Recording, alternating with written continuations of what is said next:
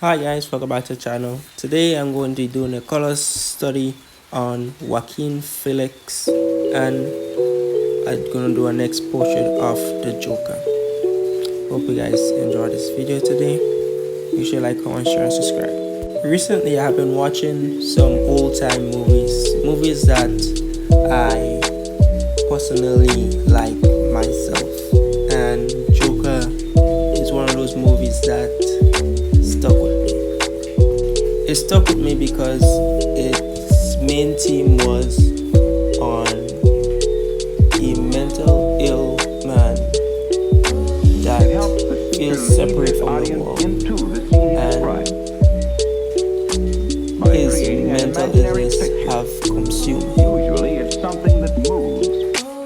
which kind of resonates with me and how I see my life as well. In the movie Joker, there is this specific scene, this scene where he's talking to his therapist, and that scene where he's talking to the therapist, and he said that he was going to pick up comedy as a full-time job, and she said that, I don't remember you telling me that, and he said, I did. And that scene, it stuck with me because it's hits home, where you tell someone your dream, and instead of them embracing your dream, they stifle it. They make fun of it. They poke fun of it. And that is an experience I have experienced in my life as well. In the movie in the Joker, Arthur is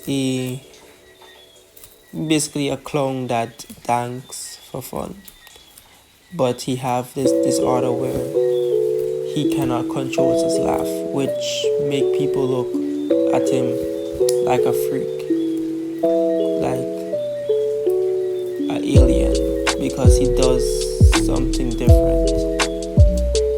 And I have experienced that in my childhood, and even to this day now. I experienced this into a certain degree of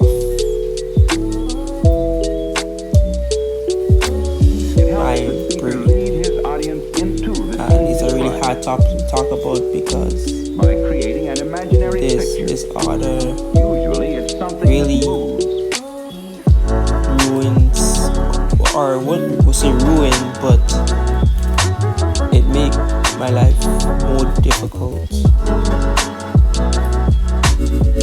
than normal, which coincide with the movie where Arthur laughter, his uncontrollable laughter, ruins him from chasing his dream of being a comedian because he cannot control his laugh. And other people don't take the time to consider or question their actions before they judge him. That theme stuck with me because my entire life I have been very hard for me to write, and writing is a skill in school that you need to be good at. At a young age,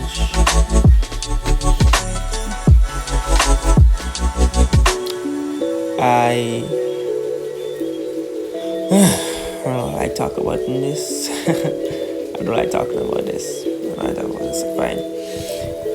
At a young age, I was diagnosed with dyslexia. If you don't know what dyslexia is basically where you basically have a left part of your brain and your right part of your brain. And normally messages are sent between your left part of your brain and your right part of your brain on different stuff. So if you're reading a book, the message will go left and right so that you can understand it. But what dyslexia does is that it does the same chemical reaction, but it sometimes misplaces the information, which makes you fumble on words. So in school,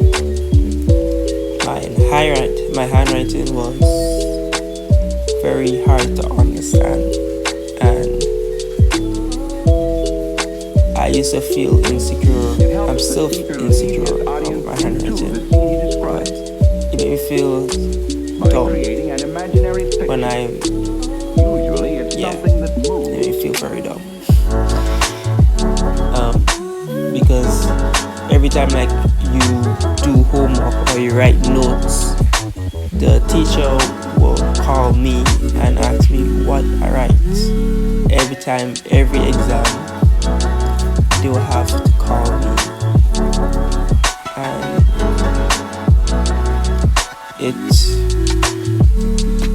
kind of destroyed my confidence in myself. It got to the point where every parent-teacher conference when I was in primary school, the teacher would say the same thing over and over. Ray need to fix his handwriting. Ray need to fix his handwriting. And my parents tried to work with me, but my brain would not let me. My brain couldn't be fixed. So I ended up going to secondary school with my same handwriting, and it got worse. My handwriting was ununderstandable. I normally mix up B and D's, and when I mess up B and D's, it could be very hard for other people to read my work.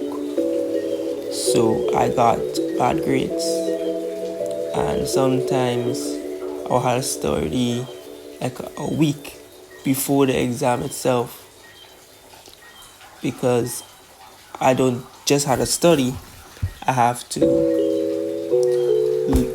find out what words I cannot spell, and I had to be able to manually write it down over and over and over while trying to memorize the content for the exam itself. So it was basically a strain, and most of my experience in secondary school was just stressful, because you have to deal with secondary school work and yet still deal with this stupid disability where you need to be able to write to function in school. And that was the thing I'm bad at. And with my efforts, I managed to bring my grade to when I used to get 50. I used to get 50 out of 100 in school. I managed to bring it up to 70 and 80, and I wanted that 90 so bad, but my condition would never let me reach that. It never let me reach that part, and I feel robbed. I feel robbed because there was so much potential I could push. They just couldn't understand my handwriting, which make me feel insecure, I said before.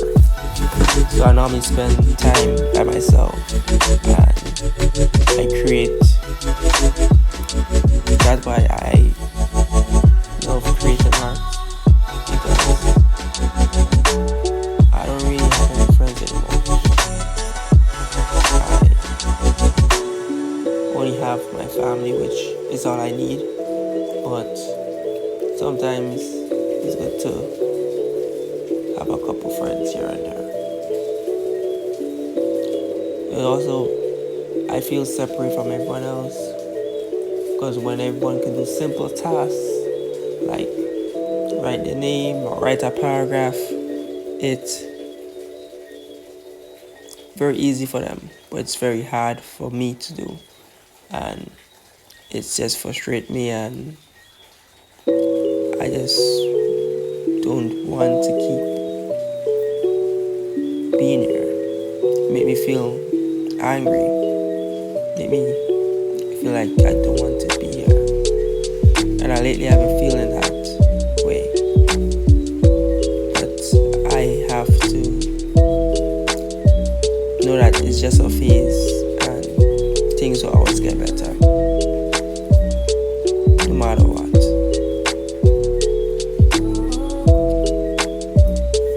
Eventually, I'll have to work around my problem and work with my problem to survive. By creating an imaginary picture. And that's the only thing that matters in the end.